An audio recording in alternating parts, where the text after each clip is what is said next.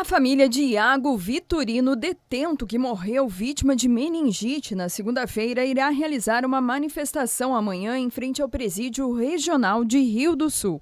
Para eles, Iago foi vítima de descaso e negligência.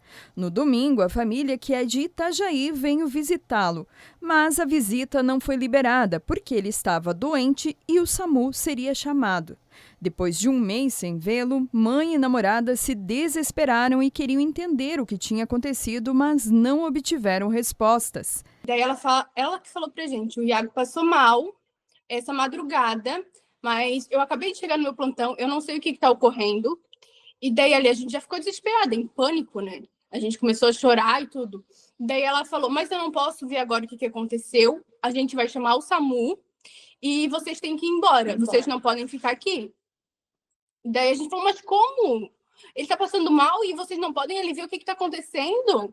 E daí ela falou, agora eu não posso ver. A gente vai estar verificando e amanhã à tarde vocês ligam pra gente para saber o que aconteceu. E daí ela falou que a gente tinha que ir embora, que a gente não podia ficar ali. E assim, nós a gente pedimos, a gente implorou, pelo menos para dizer a situação se era tão grave, porque para chamar o SAMU deveria ser grave, então a gente implorou e chorava e dizia, pelo amor de Deus, a gente mora lá em Itajaí, a gente não tem como estar aqui daqui a pouco para saber, né? Então, assim, pelo menos informa para a gente se é grave, se não é, que a gente vai para casa e amanhã a gente volta até o hospital. Então, se ele ficar internado ou não, não sei.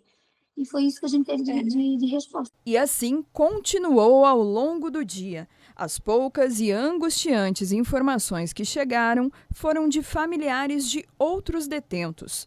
A gente teve notícia só pelos próprios detentos, os familiares, que vieram nos informar que o Iago estava com dor de ouvido há 4 dias, que ele reclamava muito e estava solicitando remédio.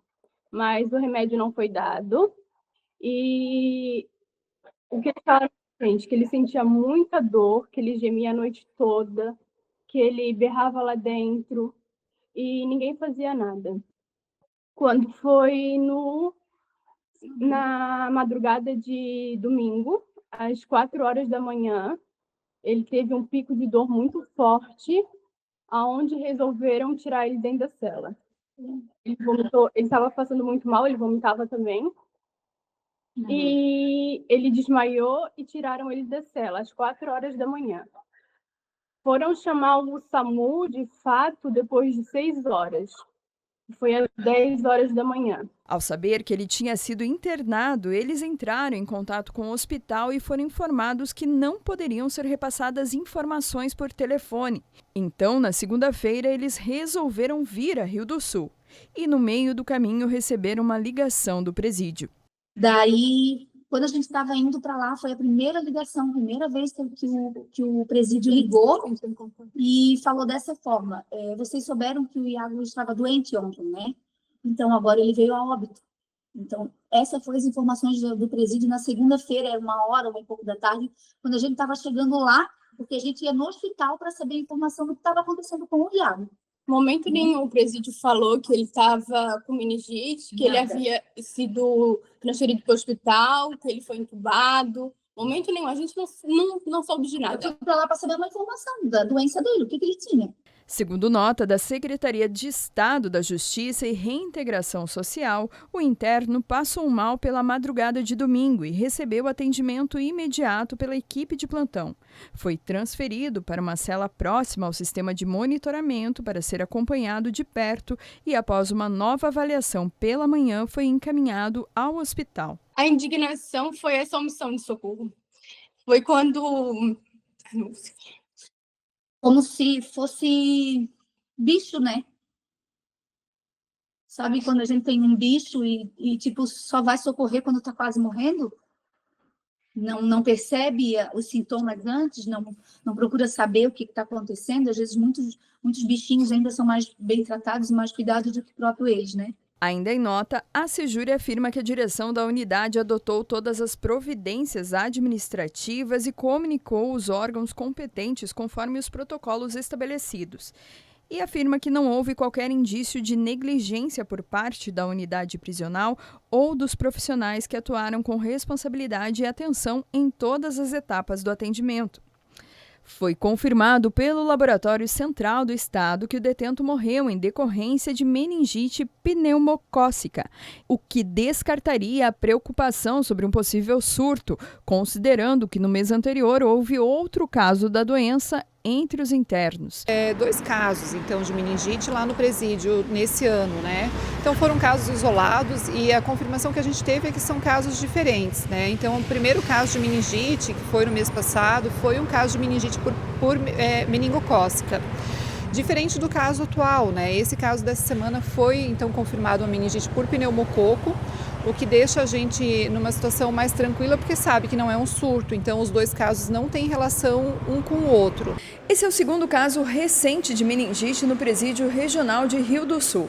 Só que da primeira vez, no mês passado, o risco de transmissão era maior. Por isso, houve o isolamento do detento e a disponibilização de medicamentos para os contatos próximos.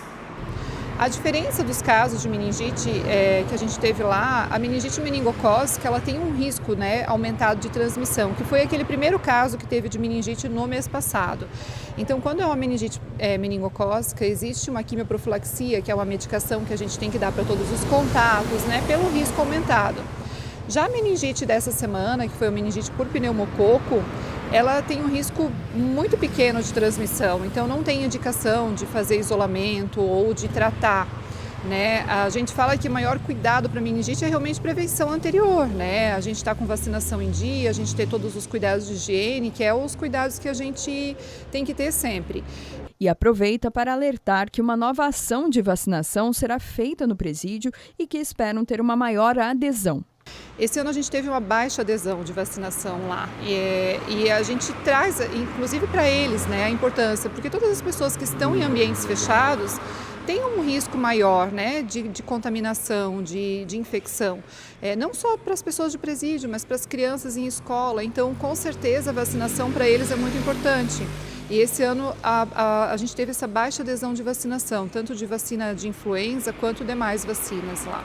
Para a família de Iago, ficou o vazio e a indignação.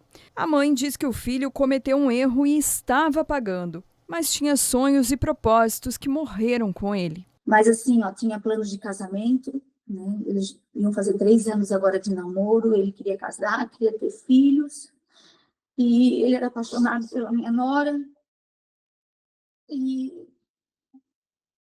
assim, ele não tinha... Meu marido dizia assim, ó, que se ele pensasse um dia se alguma coisa de errado, ele não teria nem jeito desse tipo de... E os próprios policiais que a gente teve lá na segunda-feira, eles falaram isso pra gente. Eles falaram que a gente via que o Iago não tinha jeito nem de bandido. Não tinha jeito, tanto que o nome dele já estava aqui para ele trabalhar, para diminuir a pena dele. Estava o nome dele aqui para ele estudar, né? Ele estava cheio de plano que ele ia estudar para diminuir a pena, porque ele disse: mãe, isso aqui não existe explicação aqui dentro. Ele falou: nunca imaginei na minha vida e Deus permitiu para mim entender, porque ele dizia que ele queria levar a palavra de Deus para dentro do presídio.